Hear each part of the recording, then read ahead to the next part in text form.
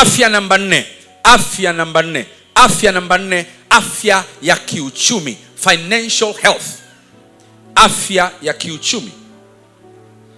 Afya ya kiuchumi, financial health. Biblia inavyosema, anataka Yohana ufanikiwe katika mambo yote na kuwa na afya yako kama vile roho yako ifanikiwavyo. Afya mojawapo inayotajwa hapa ni afya ya kiuchumi. Neno la Mungu linataka ufanikiwe kiuchumi sawa sawa na imani ulionayo ya Kristo anavyokufanikisha katika roho yako. Bwana asifiwe. Bwana asifiwe. Watu wa Mungu, niko hapa kuwaambia Yesu Kristo alikufa msalabani anatuokoa bure, lakini injili inatembezwa na hela.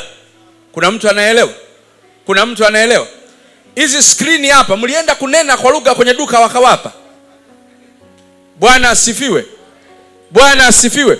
Hizi array speaker hapa za gharama kabisa mlienda kutoa pepo mkakabidhiwa. Bwana asifiwe. Mlipewa kwa nini?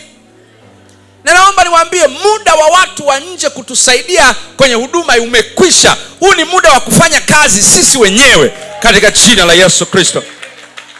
Muda wa kufanya kazi ya Mungu na kutengeneza makaratasi tukachangishe huku na kule kwa watu wengine ambao hata hatujui hela zao zimetoka wapi. Huo muda natamani uishe. Huu ni muda wa kutangaza changizo na watu wa Mungu wakamaliza kila kitu ndani ya kanisa. Bwana asifiwe. Yesu yule yule aliyekuwa anaponya, Yesu yule yule aliyesimamisha wafu, Yesu yule yule ndio aliyesema utanikumbuka mimi kwa sababu mimi ndimi Mungu nikupae nguvu za kupata utajiri. Bwana asifiwe. Usifanye mchezo kwenda sehemu unamhubiria mtu alafu baada ya kumaliza kumhubiria akaokoka ukamuongoza sala ya toba, alafu baada ya kuongoza sala ya toba ukamwambia unaelekea sehemu gani bosi, unipe lifti.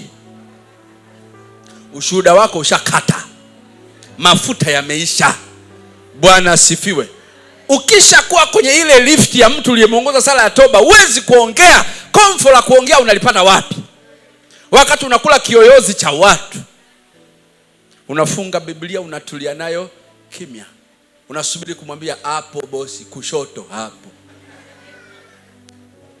kushoto hapo, alafu unamwambia asante. Unaogopa hata kumwambia Jumapili njoo wapi? Bwana asifiwe. Bwana asifiwe. Biblia isingesema wapeni watu vitu kipimo kile upimacho wengine. Isingesema hivyo wakati huna cha kutoa. Bwana asifiwe. Bwana asifiwe. Injili yetu haiwi tu kwa Yesu anaponya magonjwa. Injili yetu pia iko kwa asiye na mkate pia aje ale huo mkate, aje alale kwangu, aje nimsaidie, aje apate ada. Bwana asifiwe. Bwana asifiwe. Kati ya principles za prosperity za mafanikio ambayo Mungu ametoa kwa watu wote hata wasiomjua Mungu ni kanuni ya give and you shall be receiving. Give and you shall be given. Toa na utapewa. Hiyo kanuni amepewa mtu yote wa imani yote, anayemjua Mungu au asiyemjua Mungu. Akitoa anapokea. Sisi watu wa ufalme, eneo letu ni lile la kushindiliwa na kusukwa na hata kufanya nini? Kuna mtu ananielewa? Kwa mpendwa huko hapa, kama unasoma soma vizuri, kama unafanya kazi fanya vizuri, kwa sababu Mungu anataka ufanikiwe katika uchumi wako. Bwana asifiwe sana. Nachukia sana vijana wengi ambao wanakaga kanisani Jumatatu mpaka Jumanne, hajaajiriwa na kanisa, ana testi gitaa tu. Unamwambia unafanya kazi wapi wewe? Hana anapofanya kazi, anasubiri msosi ukipikwa ale, anazunguka, alafu siku moja anasema anataka kuoa. Ndio maana tunataka tuzungumze na wanaume baada ya ibada. Bwana asifiwe sana. Unataka kuoa wapi wakati uwezo wa kipato chako akigawanyiki kwa 2 bado? Unataka kuja kutesa mtoto wa watu. Bwana asifiwe sana. Bwana asifiwe sana. Fanikiwa kiuchumi kwa sababu unahitaji afya ya kiuchumi. Mwambie mwenzako afya ya kiuchumi. Wakristo tunatakiwa tufanikiwe kiuchumi. Wakisema UTT huko tunahisa, wakisema huko wapi tupo, wakisema hapa tupo. Maandiko yanasema unatakiwa uwekeze, lakini vile vile uwekeze katika ufalme. Bwana asifiwe. Tuache tabia ya kuomba na kutaka kusaidiwa. Hiyo spirit ya umasikini ikashindwe katika jina la Yesu Kristo. Tamani kufanikiwa kiuchumi, ili kama umesaidiwa na watu, na wewe umwambie Mungu, sasa wakati wa kusaidiwa imeisha. Mungu niletee watu wa mimi kuwasaidia sasa. Afya ya mwisho. afya ya kiroho, spiritual health. Spiritual health, afya ya kiroho au afya ya roho. Yohana anasema, mpenzi, nataka ufanikiwe na kuwa na afya katika mambo yako yote. Afya moja inazungumziwa hapa ni afya ya roho. Afya ya roho, kama vile roho yako ifanikiwavyo. Kilugha nyingine ni kama anasema, kama vile roho yako ilivyo na afya. Watu wa Mungu, hakikisha una afya ya roho. Maandiko yanasema, utafuteni kwanza ufalme wa Mungu na haki yake, na hayo mengine yote mtazidishiwa. Maana yake nini?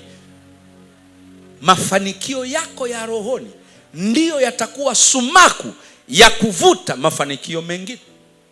Bwana asifiwe. Ndiyo maana anasema Yohana, kama vile, maana yake SI unit, kipimo cha mafanikio yako mengine, kama vile roho yako ifanikiwa. Mtafute sana Mungu, mtu wa Mungu uliyeko hapa.